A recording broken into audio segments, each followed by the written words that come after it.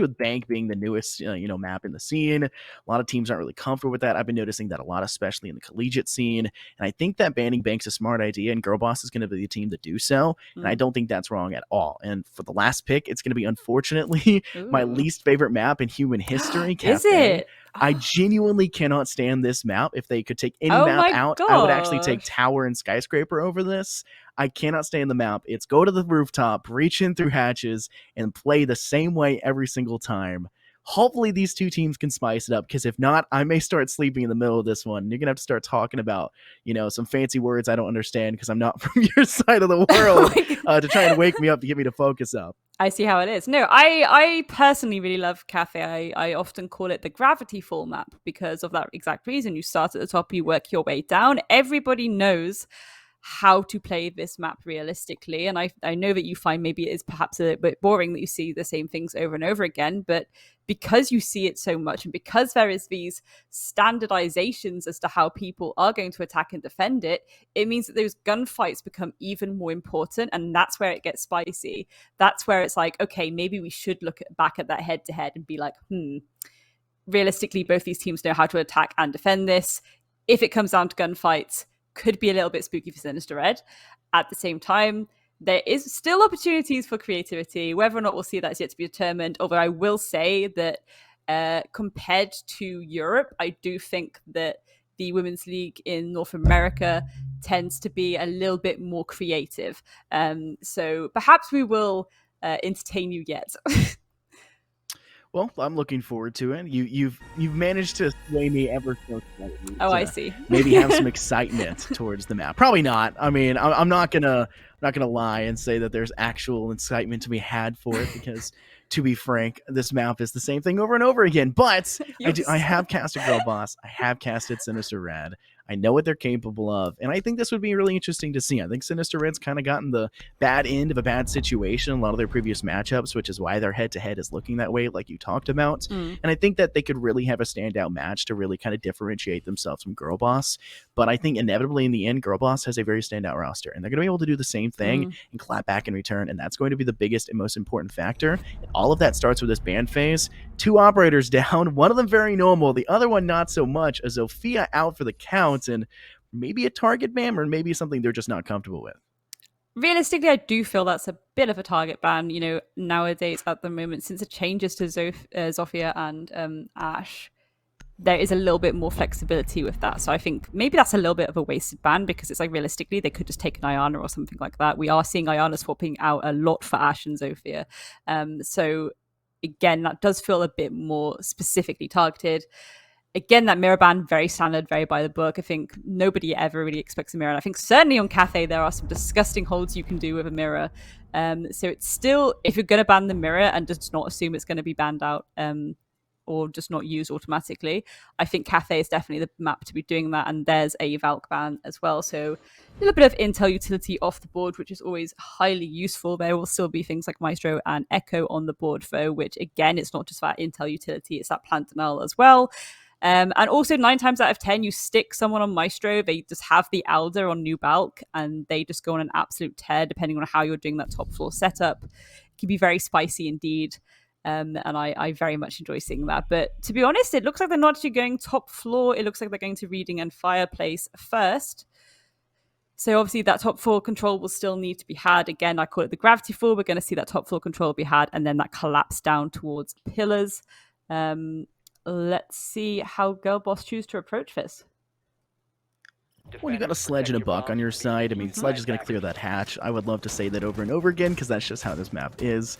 But they can clear out this 3rd floor, they can do a little bit of renovation and try to make an open floor plan, and that's going to be their biggest key to success. It's really going to come down to how Sinister Red want to hold on side. I mean, Laundry's a fairly strong position to hold. You can have a player sit inside, you can rotate around, typically we're rotating and taking some anchored control on the 3rd floor as well. 2 or 3 operators sitting up there, and White Stairs another very impactful position to play. But for Girlboss, there's a couple of key entries that you can work with. One, obviously, pushing in through Cigar Lounge, taking control of White Hatch, dropping from there, reaching into Cigar, coming towards this hallway, towards White Stairs. But instead of just kind of going blindly and kind of tossing a lot of utility to kind of probably pump and dump towards the player that is actually sitting towards Pixel, which is a very strong position to hold, and you can see that shield being placed there to be held, you can also play a window repel, and that's really what this map does come down to. You get a huge amount of control off of that, but you can also gain a very large amount of control by taking off one of the players on the opposing side, and Brittany's going to do that. She'll take out Daddy Satan and bring Sinister Red to a man count advantage very early on in this round.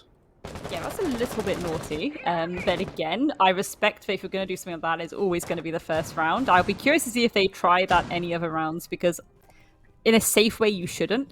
But we'll see what happens there. I think very much they will be aware of these roamers now. Jehui is kind of face-checking the corners, taking down 2-0's van, also taking down Lady Brutal. That's 2 for the price of 1. It's what we like to see.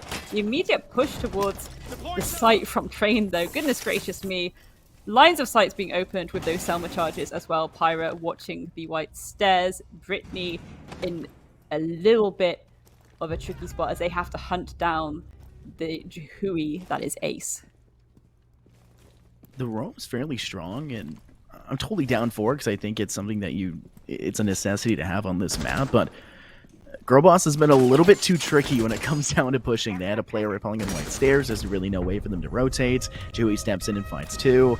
It's just an inevitable outcome when they're able to find so many kills so early on. And when Alexis K finds the last one, that'll finish off your round 1 almost as quick as it started. And Cafe is already starting off with a very impactful start from them. And we'll be able to see the instant replay on top of it. I mean, Jehui found very swiftly the first 2, a long shot over towards that fireplace. And unfortunately for your defensive team, they just kind of got caught off guard, caught it in the open. Not really sure what they needed to do. They maybe didn't think they were open, but when you kind of play that swift entry that Girlboss went to, you can really catch off players that may be slacking on the opposing side.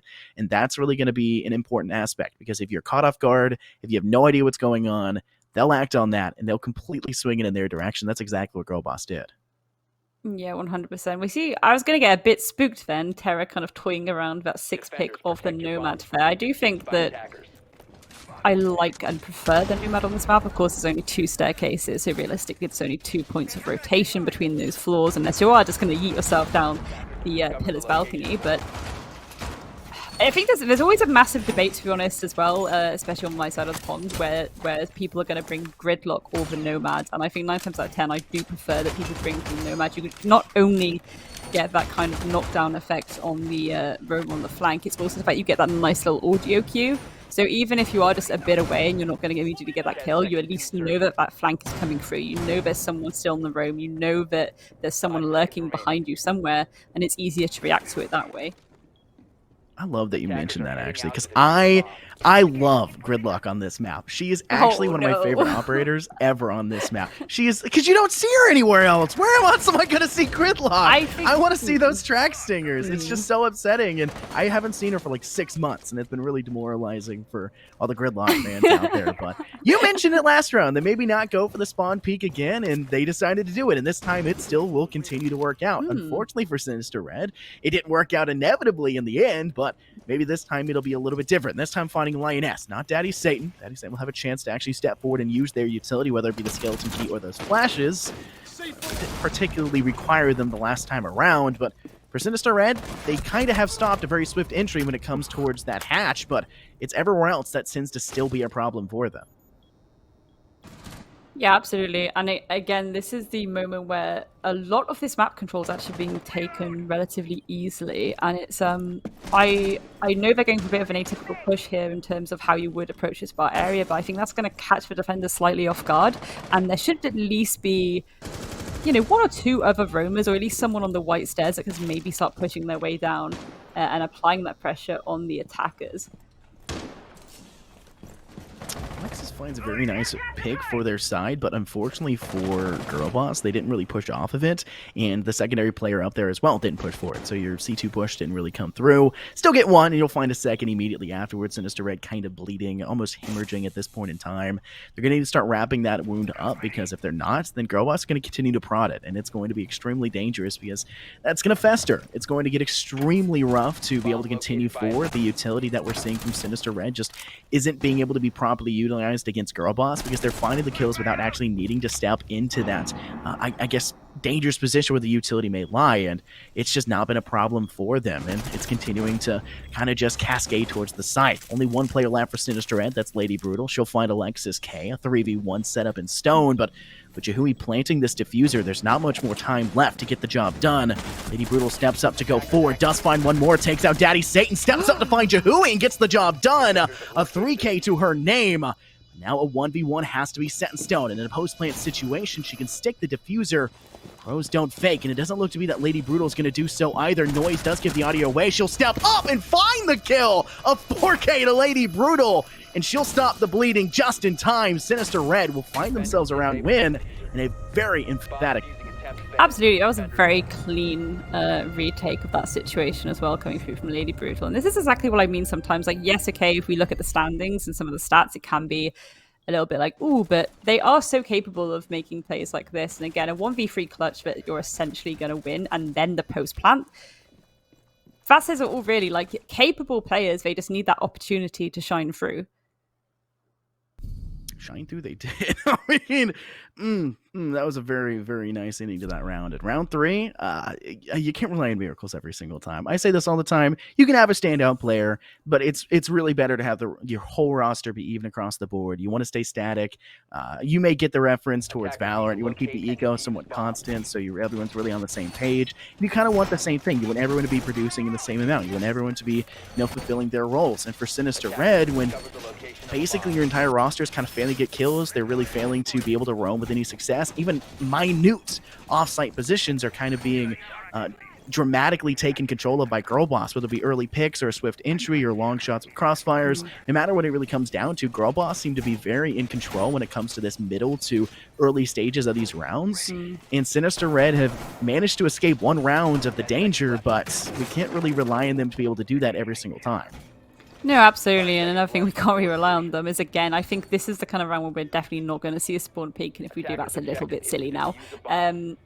Realistically, we want to see presence upstairs in this round as well. Again, Gravity Fall map. They have so much map control to cover unless they go for a direct bakery push, which is why you do tend to invest a lot of utility there. And I'm not really seeing the kind of oldie but goodie shield setup. Correct me if I'm wrong, though. Which, again,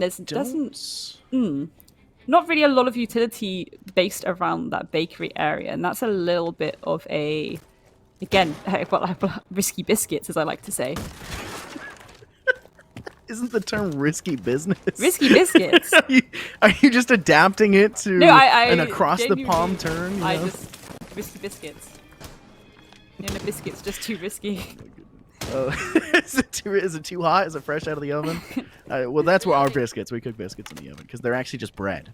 So it's just dumplings, isn't it? It's just dumplings. They're not dumplings. Dumplings are like they're different. Dumplings have stuff in them, right? Like no, that's like a Chinese dumpling, so not like European dumplings. European dumplings are literally just flour mushed into a ball. I guess it would be your dumplings, I guess, to a degree. I don't know. I only know American things. I live down south. I know Southern things and occasionally hear news about the world everywhere else. Like I don't keep up with everything. Shrimps. The shrimps. We're talking about the seafood, right? Yeah, like Southern people eat shrimps, don't they? That's a very Louisiana thing. Everywhere eats shrimp, though. I mean, you just go somewhere and get some shrimp. Popcorn shrimp, whatever you want to eat. Grilled shrimp, sautéed shrimp, fried shrimp. That sounded more like Bubba Gump the longer this one goes on. I've broken you already, and we're not even halfway through the We're map. in round 3. I'm going to be honest with you. This is not how every for single me. one of my casts go. I should have heard last week with Santos. It was just us just shooting everything, just talking about random jokes, queuing things up. We wouldn't talk about the round until the last minute like now, where there's 55 seconds remaining. Thankfully for Sinister Red and for Girlboss, no kills have actually been gathered, and now Girlboss kind of up at their wits' end to decide how they initially have to push through this site, because Sinister Red haven't really given them any weak links to prod through, and Girlboss are going to have to start getting dangerous if they want to pick up any kills. Oh, well, speaking of getting kills, 2-0 is going to get the pick onto Daddy. So that's, again, a nice opening pick. Opening pick in nearly 30 seconds. That is significantly telling about how this round has gone thus far. Terra and Alexis K getting a pick each, but Lady Brutal's going to trade that back onto Jahui. Did that shotgun miss? Attackers recovered the diffuser. Well, I don't know. I don't question R6 anymore, to be brutally honest with you. Oh, Sinister Red are able to get one right towards the end, but kind of a consolation kill, wouldn't you agree? I mean, it's not really going to get you anything forward. Getting aggressive, they know where you are. It's not happening. It kind of looked good for them for a moment there. Do we have an instant replay of that shotgun missing or hitting? I mean, maybe? Maybe. I doubt it, though. No, we are not going to see that.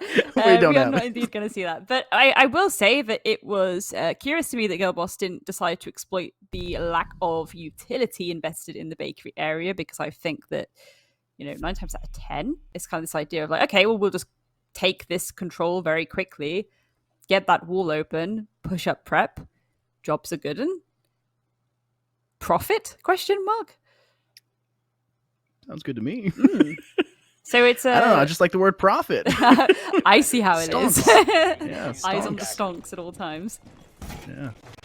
Yeah, no paper hands here, right? I see, Except for when I ran out of see. money and I had to have paper hands, and then I see how then paper hands and a brand new 3070 Ti. So it's all the stonks and everything works out. All the stonks. No, I've been really liking what I've been seeing from Girlboss, and the only thing that I necessarily didn't like to see from them was round 1 and round 2 getting spawn peaked.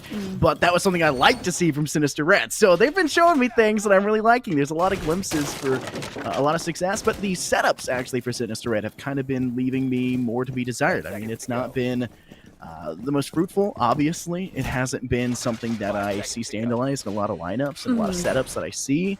And they just kind of are giving up a large amount of control when it comes to certain areas. And Girlboss kind of didn't prod enough of that last round, but it worked out for them pushing from the eastern side.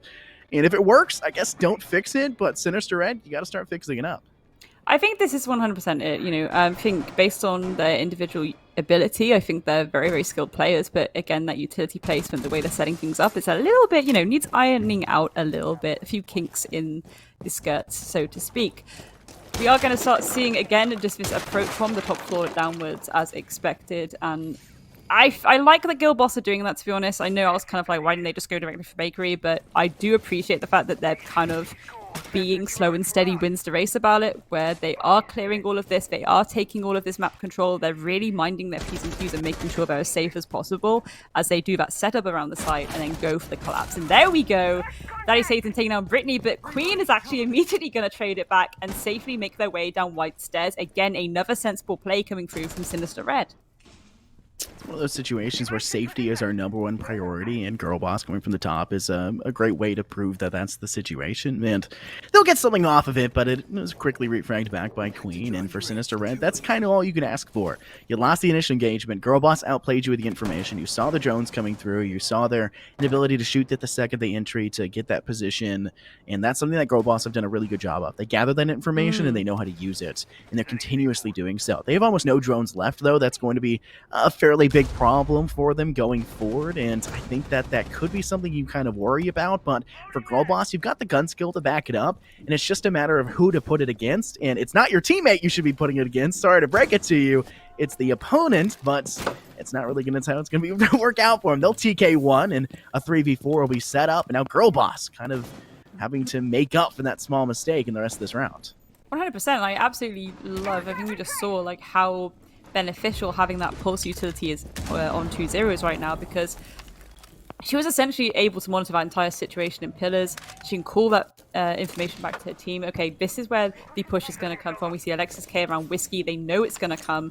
They can hopefully hold their angles and really wait for what they're going to bring. And Wolferia Kochek turning into a little bit of a minefield as Queen is going to lie there in a prone position, but I think they're very much aware of her positioning. Certainly they are. Terra's going to get that pick and take her down before she can cause any kind of chaos as they make their collapse towards the site now. Alexis K is going to get down and finish off by 2 zeros. Pyromaniac yet again with the shotgun. C4 is going to go out. Does it land? No, it doesn't, but it's still going to give them a little bit of chaos in this area.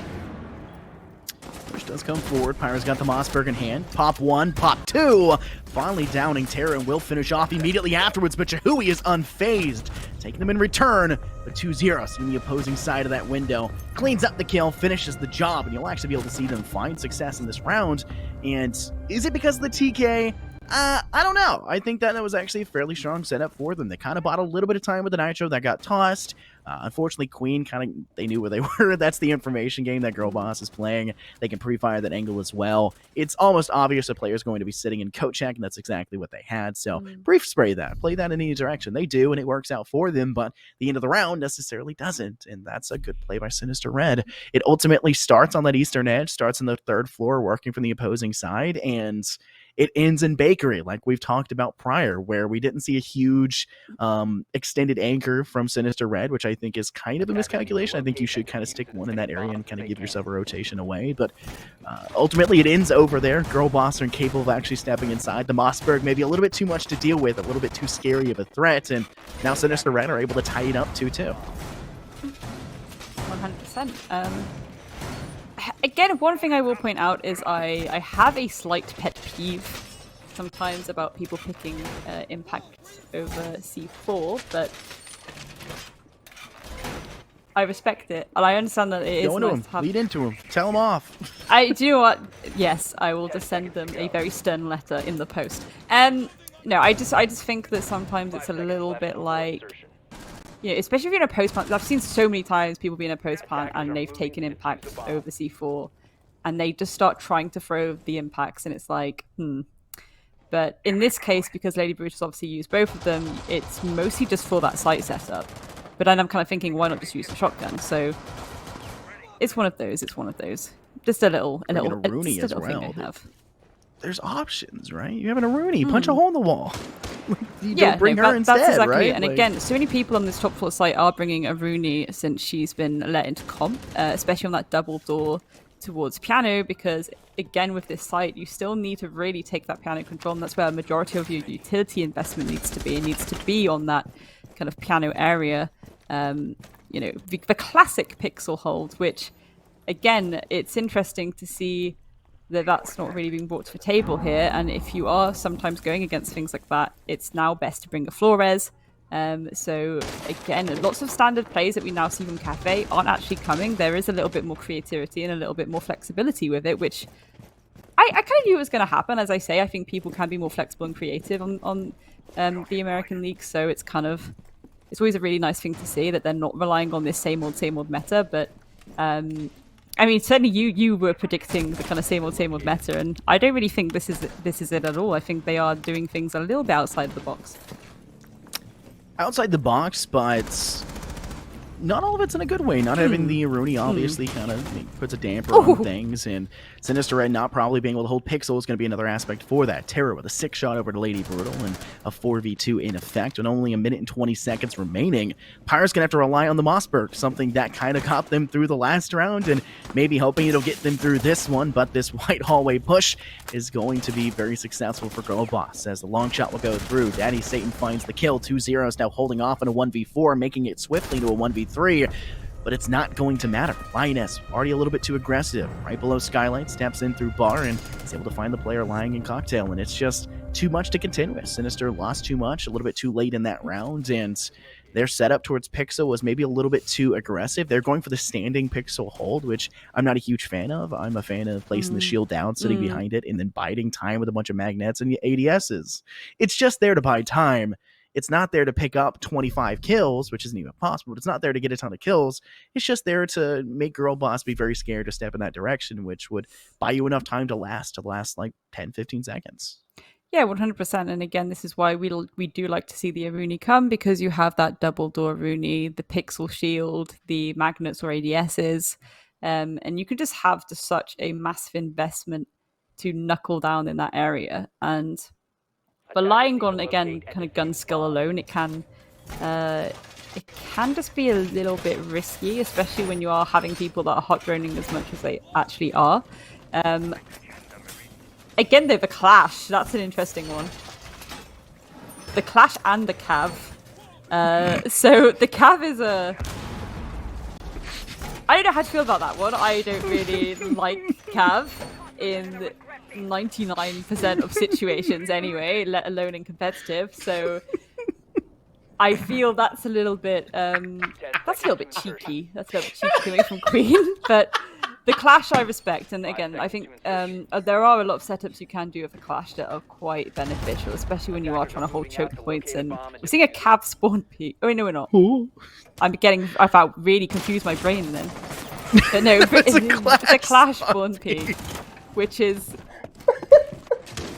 fair enough, to be honest. Fair enough. Oh my goodness gracious me. Well, there we are. You tried to be sneaky with it. They're just going to shut you down immediately. Daddy Satan deciding to do a bottom-up take with Terra in close pursuit behind them. Again, this is going to be slightly interesting. Daddy falling to Pyra, however, there. And there we go. Immediately traded back by Terra, who was there as the duo for Daddy. So this is just a very chaotic round so far. I'm not going to lie. I'm kind of just sat here like, oh, okay. I'm just soaking it in right now. I was just enjoying the moment. I love Caviera. She's one of my favorite operators in the game. Not because she's good, just because I like Caviera and I mained her for a long period of time. You're off the Christmas. I'm a terrible person. Yeah, I also made Blitz for a long time, so you can really tell how I like to play this game. I was a casual warlord, as they would say, but. For Girlboss, the sprinting strategy kind of worked out initially, and unfortunately it kind of fizzled out for just a momentary notice as Alexis K was fragged from trying to step up towards White Stairs. They still got 3 players left to try to contend with, and for the last 3 players left on Sinister Red, it's a Kaid, you got a Pulse to deal with, and you've obviously got the Clash. There's not really a super strong main hand weapon that can kind of go for that long range engagement. The UMP shoots BB pellets. It's not really a scary gun. The AUG is something that can be a little scary. Personally, I actually like it, and I think it's something that's really entertaining to have. It can do that long-range engagement with that 1.5, but the SPS is the scariest factor here, and it's going to be something that Girlboss are eventually going to have to deal with until they're able to get rid of it. Terra finds a kill into 2 zeros, but it was shortly after they had already lost one of their own. Linus now stepping through Reading Room. It's not going to be her that actually finds the kill. It's Terra once again who collects onto another one, and finally Lioness will be able to find one of their own as they baited with the nade, tossed it over, stepped back, and were able to kill them before they could be killed in return. And that will lead to a very successful half for them as well, as they'll go up, 2 rounds above, or 3 rounds? Yeah, 2 rounds above. Math. Or maths. I'm sure. Sorry. I was going to make... Actually, I'm not going to say that. That would be too mean. I was just going to say, okay. No, we're not going to do that. That's too mean. Do you know what? Realistically, fair enough. I think Girlboss ending that on a 4-2 split for their attack is going to be very promising going into their defensive half. Of course, like majority of the maps, even though we are having these changes, it is still a little bit defender side. And here's the Flores that I was talking about. Again, I think Sinister Red are expecting that standard setup in the piano area. And the easiest way to deal with it nowadays is to just send in that Flores utility. So I'm really pleased to see 2 zeros has chosen to bring that operator along for the ride. We are also seeing the castle over the Aruni. So not only is that going to cause a little bit of mischief, blocking presumably that double door between Piano and Cigar, it's also going to cut off a line of sight as well. So people can't start immediately being aggressive from the get-go as they make their way from the top of red. It's going to be very promising. Again, a standard setup, but it works for a reason, and I'm here for it. I want to bring this up. Cafe has been a map that, this is what I've noticed. This could be entirely wrong, because it's me saying this, right? It really does feel like Cafe has started to swing in attackers' favor in the T3, T4, and A scene. It really feels that way. I'm seeing attacking teams win the majority of the rounds almost every single time. And I don't know why that is. I can't quantifiably give an explanation. It's just really how it's working out.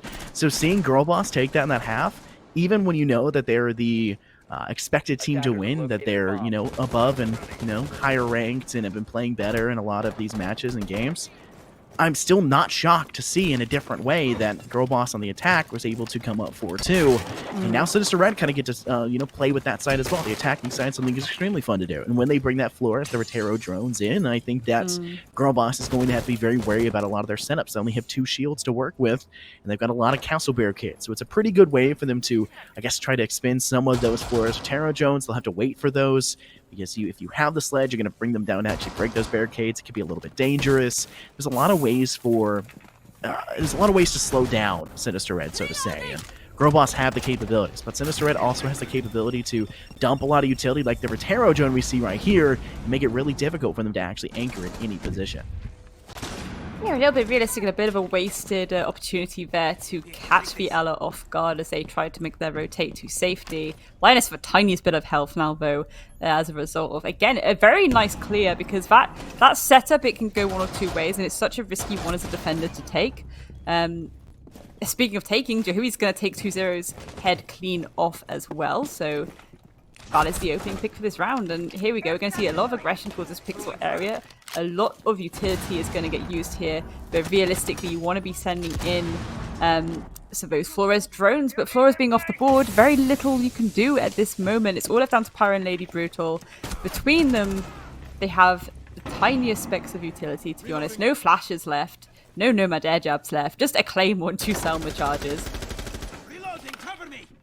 Yeah, kind of not a good look for them right now. It's just, it doesn't bode well. They'll be able to get one player down, that's Lioness, but Daddy Satan steps up to actually clean off Lady Brutal, which kind of means this one emphatically is they'll find the last as well. And for the defense there, I'm not too shocked to see how that result's going to go. They held Pixel in a much more dominant way than we saw it go last time around for Sinister's, their defensive side. And Pixel is something that's really important. You can play it where you can slow down the opposition. You can play it kind of aggressively. When you be able to put a hole, obviously these bullet holes and these angles to fire through, you're giving yourself 2 different outlets to kind of pounce on your opponents, and they really use that to their advantage. A lot of teams will bring a Wamai, place magnets around the room to stop the nades from being tossed. They really did not care about that shield. They did not care at all. To them, that shield was useless. They said, we'll just peek the door or we'll peek through the wall. What are you going to do about it? And they really couldn't find an answer to it. Sinister Red were locked in that corner of Cigar Lounge. They weren't able to get any further in, and that's inevitably where they were kind of falling apart. They were just kind of one at a time, peeking angles. Girlboss can just kind of play when they want to play. They feel confident about this peek, go for this peek. If they see a player first, they'll fire, and then they'll continue to move forward to a better position, just continuing to spray down, because Sinister Red don't want to peek it at that point, and Girlboss just are playing that a little bit better, or maybe a lot of bit better when it comes down to that Cigar Lounge hold, and are really just outclassing Sinister Red on the one-on-one engagements. I think for me, it's more that Sinister Red need a little bit more confidence to drop in duos and hold a crossfire. Again, realistically, I would assume that they had some kind of idea of that setup in Cigar, and in those moments, it's like, okay, someone stays a little bit back towards the staircase and holds the angle while someone else is droning and finding out more information. Again, when the Ella got bullshit with it and tried to escape, that would be a perfect opportunity for a crossfire to come through a little bit of aggression, just to take her down before she can cause any more chaos. The thing is that Ella setup, like when you see people do that setup, and I've seen it happen before, it's such an awkward one for them to be in, because if you don't play aggressive as the defender in that setup, you are dying. Like, you are 100% dying, because all it takes is for 2 sweaty entries to swing out at roughly the same time, and you're just immediately going down. They just need to swing out and get aggressive with it, yeet themselves over the shield at you. And I've seen that happen a lot too, or even throwing a little bit of utility. Of course, there was a lot of ADS action going on, so presumably no grenades like that. But even if you're gonna, I don't know, even a Flores drone, which we did see happen, and that kind of pulled her out a little bit. But it's again having that crossfire there to really take advantage of that pullback that we're going to see from the defender. So again, mostly I think that comes down to confidence, to be honest. I don't think I could agree with that. Confidence is fairly important. I'm not confident enough to agree with you in full aspects. But I you know what? I can say to a fairly high count, I've seen a lot of teams that are sheepish and really don't want to double peek angles and are really scared to play. And that's kind of what your entry role is kind of responsible in doing. And they just kind of fed 1 through 1. We saw an angle where there was a chance for a quick 2 players to go through, but it was quickly sprayed down by your cast with the UMP. And it was a very well job done by Girlboss to actually hold that angle. And for Sinister Red, there was not much they could do about it. The first player was stuck in a vault over the back corner, and the other player stepped up a little bit too close, and the spray down just came through. And any attempted rush just kind of fell apart before it even started. We see that here as well, but thankfully for Sinister Red, they actually had the crossfire that was being anticipated. There's that window repelling I called at the very beginning of the game. It can be extremely important, and it will be able to find them a refrag after losing that first player on their anticipated injury.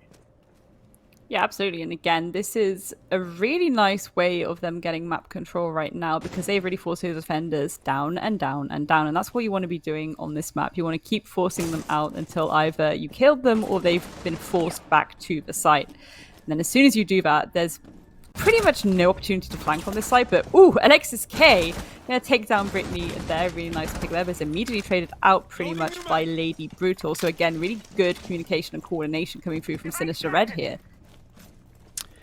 They're able to refrag fairly well. Eventually you'll run out of people to do that, right? But they've been able to say, hey, we lost someone here, we know where they are, pushing on this, take control of that. And that's information, that's coordination, and it's been playing spectacularly for them. But now it's kind of the most difficult aspect of this round. How do you kind of push into this extremely dangerous position that's actually on site? For Girlboss, they've got themselves an Aroni, you got a Roni to deal with, and Alda as well. One of my favorite weapons in R6. You don't actually see Maestros that often anymore, which I think is a pretty sad aspect of just the way the meta is right now, but still extremely strong to hold down sightlines. Obviously an SMG 11 is going to be a big contender, especially in the hands of Terra. She is quite frankly scary. And when she has tertiary, information and she has utility in her pocket, no longer there as the Nitro's toss and does find a kill, she's even scarier to mess with. And Girlboss find that kill with that Nitro. Sinister Red now a player disadvantage, 20 seconds to drop, and they got to start getting moving. Yeah, 100%. And even to be honest, Jahui on the Alda is a bit of a scary concept to go up against. And there we are, Jahui and Terra. The gruesome twosome, I suppose. We're getting into spooky season now, so we can start using spooky words. But just absolutely just cleaning it up at the end there. As predicted. Stop laughing. Come on now. I swear I just never thought I'd heard the word gruesome twosome in my life. Twosome. It's like, I don't think I've ever heard it in my life. When things are scary. You've never, it's like, I swear it's from like, what show is it? There's like a show where it's like Halloweeny people. And am I just being weird and British? Is that what this is? Oh my goodness. So I'll just say you're being British. I don't know if that's being weird. That could just be normal for you guys. I don't know. Like I said, I live down south. We only know college football. College football and shrimp. Yeah, we're on shrimp. That's Louisiana. You're all Louisiana. They're a little north. They're a little north of us. Oh, you would be very shocked. Like a lot of people have like failed to understand the difference between like southern accents. Holy cow, Louisiana like Bayou accent is so different. That's where the Cajun accent is, isn't it? That's where the Cajun accent. Yeah, it's Cajun. Yeah. America has really nice accents, I think, in general. Who does? It's the whole of America. Like, it's just a really... Oh, there's a plethora. Yeah, we got 1,000 accents from 1,000 different places. They call us the melting pots. At least they did in the 1900s. I don't know if they still call us that now. But yeah, we have accents from everywhere. Boston, Massachusetts. Basically the same thing, but yet different. New York, right? I mean, you can be one city away and have a completely different accent. Like down in Alabama, you go to Huntsville, there's no accents. Everyone talks basically normal or like very standard, like I do. Normal. Right? Standard, I'll say, right? I rephrase it afterwards. You talk not really with a deep accent, you don't really have that. But then you step into another town like an hour away, like I am, and then it's just a bunch of southern accents, right? It's different. It's it's that American charm of being able to go anywhere and meet people. 100%. Speaking of charm, we're going to see a little bit of an immediate push here from the mining room. I love it when teams just go for the jugular like this. They go for that direct approach through mining and train. They're hungry for it at this point. This is the thing. I think Sinister Red are like, we need to get a little bit outside of the box and aggressive with it. But actually, suddenly there's a little bit of a standstill. And because of that, Jahui, yet again on the Alda, a formidable team, is going to take down Brittany there on the Ash. And that's all that utility off the board. Very sad indeed. An object in motion stays in motion unless acted upon by an outside force, and the outside force was their S key to walk backwards, which was kind of what has stalled them a little bit further. And thankfully for them, they'll find 2 kills. One was down and then finished off. And then Pirate takes a long shot over towards Taro, who is trying to lie down behind the table. But Linus and Jahui, the last 2 standing, really have to get the job done, and the Alda will be able to find 1. Takes out Pyra, a 2v3 set in stone. 2 zeros, Queen and Lady Brutal have to try and figure out which direction they can push from and which one's going to work the best, as we do have a player back towards Train Museum. One still repelling outside. Lioness has the ability to make the rotate, but the smokes are being tossed. This one doesn't exactly make impact, but it does distract Yahui enough to allow for Queen to make that rotation from the other side. And with only an EVO in the hand, I mean, this is not, an FO12 in the hand of Lioness. It's not really a easy round for them to clutch this one up, but she'll try to do so. Now dropping down Laundry Hatch, goes for a long shot with the FO, does not manage to get the shot off, and so we toss forward, forcing her away, but there's Lady Brutal, pelling in from that window and finishing off the kill. It's a bird, it's plain notes Lady Brutal flying through your windows and snatching your people up. That's what we like to see. Sinister Red once again getting a round on the table. They're not going down without a fight, and this is what I mean. Like, it's so difficult because this tournament in general, there's so many amazing players, like genuinely, and again, lots of amazing players that I've followed for a very long time now, followed their progress throughout the competitive tournaments in America, and it's just really exciting every time I see them play. And again, I think these are a lot closer than people realize a lot of the time, and it's, yes, it is match point, but Sinister Red, they're gonna keep trying to fight it. And there's a lot of respect that comes from something like that as well, when it's not, you don't just suddenly see them go really flat and like defeated. You can see they're still in it to win it, and they're still trying to fight back against the monster that is Girlboss. Again, a very, very strong roster. They are currently second in the standings after Goo Goo Dolls, and that says a lot, to be honest, considering how horrendously stacked a majority of these rosters are in Project Eris. So much to think about, to be honest. Much to think about. I lie in bed at night thinking of Eris. And going, yes, like many do. And they're like, wow. Sorry, I was trying to think of something witty and I couldn't. And my brain was just like, why have you done this? You've lost the wit. I have. I've lost my wit. You've dulled your senses so far in this matchup. Maybe it's just been the tomfoolery in the booth. You know, that's been better to be a witty fool than a foolish wit, as the saying. There you go. There you go. I've never heard that before. I've also have never heard of gruesome twosomes. Okay, well, lots of things I've learned today. So one Shakespeare, one's just me being weird. So. Take that how you will. Yeah. I mean, I've only gotten to cast Eris once, like on the main broadcast, and then add in this one twice, I guess. And I've enjoyed every single time, and I've enjoyed the players, I've enjoyed the environment, and I think I have to agree. I'm very excited every week to watch and be able to cast for Project Eris, and this one's been pretty good so far as well. Sinister Red have really tried to bring everything up towards Girlboss. I think Santos gave me the prediction that this one would be a 7-3, 7-2, so he may actually be on the margin for Girlboss to take this in this next round, but I think Sinister Red, I think they got another 2 rounds in them, if not more. I think they're capable of winning rounds, and we've seen those glimpses come throughout, and if they continue to capitalize on any and all the small mistakes that Girlboss are giving them because they're getting overextended, putting themselves in bad spots, then this could start to capsize really quickly. But unfortunately, when you have 2 Zeros and Brittany who are unable to clear out a reading room, you'll have Lioness who gets 1, and then a second, that MX4 Storm, a little bit too much to deal with. The Queen is there. Not so quick, but on the refrag. Oh my goodness, that was a little bit of a cleanup, wasn't it? I mean, I do respect it. But again, this is what I mean. It's a 3v3. Half the time gone, it's a 3v3. And yes, there's still a lot to do. Look at all this utility set up around this piano area. And again, they've got that pixel shield underway with the Jaeger ADSs. So it is going to be difficult to go against. And there we are. Daddy's going to take down Lady Brutal. Bit of utility being used to try and clear Cocktail, but it does miss. But Terra's going to be aware that someone is on that side of the map now. So again, that kind of information. Oh, guys, these players are split up now. That is very impactful for the defenders to now have in their arsenal. That kind of information.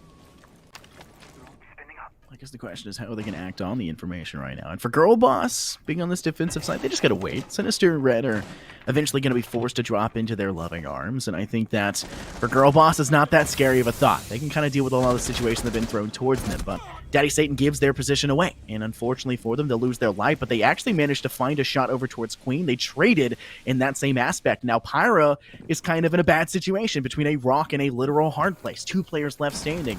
Oh, well, mine, that's Alexis K and Terra, who's sitting on the opposing side. Pyra will get a shot off, but not able to finish the job just yet. Still trying to look forward, but it's not going to happen. Alexis K from the backside behind bar finds the long shot angle towards New Hatch, and it's going to be finished off. Not as quick as it started, because let's be honest here, they put up a really good fight. Sinister Ren had a couple of those rounds that looked like they could have taken them even when they were incapable of doing so. And let's not forget round 2, where that huge return of that 4K came through.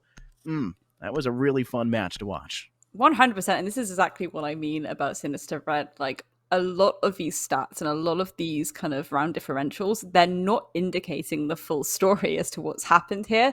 And again, it's when you see the way that they were even approaching their attack, it's like, yeah, you can see what they're trying to do, and it feels a lot more structured. And if anything, I will say that there were a few rounds where I was kind of like, oh, actually, Sinister Red, I prefer their attack to what, Girlboss were doing. It's just Girlboss came in with such ferocity that it's very difficult to deal with that kind of situation in the best of times. But it is a little bit tricky to go against one of the best teams in the tournament so far.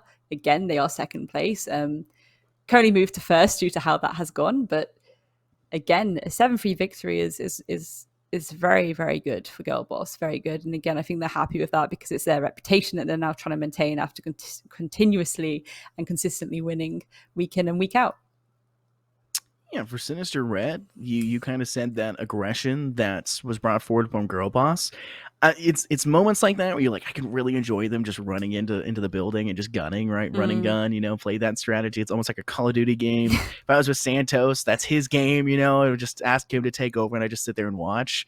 But Sinister were able to claw it back a couple of times and kind of bring that into their own stride. They were getting really aggressive, and we saw that when it came down to their round that they had won last before. And I like those glimpses. They kind of slowed down a little bit too much to my liking. It still worked out for them. I said that the only thing stopping them, an object in motion, is another object, and happen to be themselves pressing the S key. And usually I ask teams to not press the shift key, to stop sprinting into sight and give me the audio cue. But this time around, I think it honestly would have been a little bit more entertaining to see them do that as well. I liked what was happening all across the board. I loved Girlboss's strategies. I liked Sinister Red on the attack. I think their defense is really where they started to get caught off guard a lot. And despite it not showing that way, where they actually got a majority of the rounds on that defensive side, I still think for them and their defense, just working on a little bit of strategies, working on holding picks a little bit more aggressively, so to say, or maybe not as aggressively because they were going for kills with it, maybe playing it slow like we had saw Girlboss do. Small adaptations to what they're already bringing to the table would just push them strides and strides ahead of the competition. Yeah, 100%. Again, I think if they go back and do the VOD review and they kind of go back to drawing board and actually, yeah, we can do these standard setups and it would probably work really well given on how well we did genuinely do, despite the fact that, maybe some utility misplacement here, there, and everywhere. At the same time, this is exactly what I kind of meant about Girlboss's attacks. I think they still need to be taking more opportunities when they see them. Again, that bakery setup where there was no utility invested there. You could have just taken the opportunity and just gone for the jugular, and they didn't. And it's little tweaks that just need being made there. And certainly they are a good roster and a great roster, but you can always be better, can't you? You can always be better. It's always about that upward trajectory of growth. So, yeah, just two little things I want to see changing from both sides there, I think. Yeah. Well, unfortunately, that's the only map that gets played here in Project Eris for that matchup, and that victory will go towards Girlboss. But we have another game coming right up, and we'll be able to jump over to that pretty quickly, but we'll have to go to a short intermission in between. But make sure to stay tuned for more Project Eris action.